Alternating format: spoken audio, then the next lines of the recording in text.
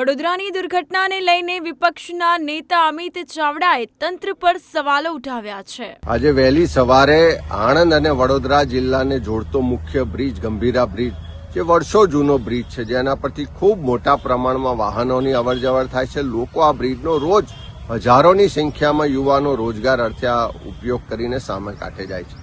વહેલી સવારે બ્રિજ તૂટી પડ્યો અને એના કારણે લગભગ 5 કરતા વધારે વાહનો નદીમાં ખાબક્યાના સમાચાર છે અને મોટા પ્રમાણમાં જાનહાનિ થયાની શક્યતાઓ છે।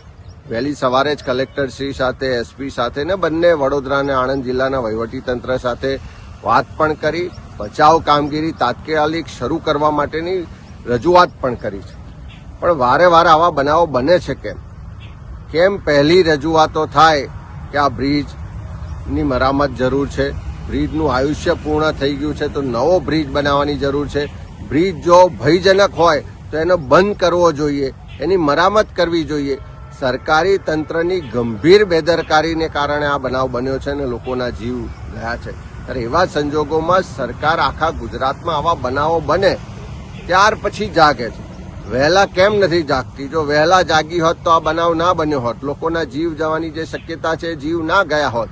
મને જે જાણકારી છે મુજબ મોટા પ્રમાણમાં લોકો નદીમાં ડૂબ્યા છે અને આ જે બનાવ બન્યો એના કારણે આખા વિસ્તારમાં અત્યારે ખૂબ ચિંતાનું વાતાવરણ છે।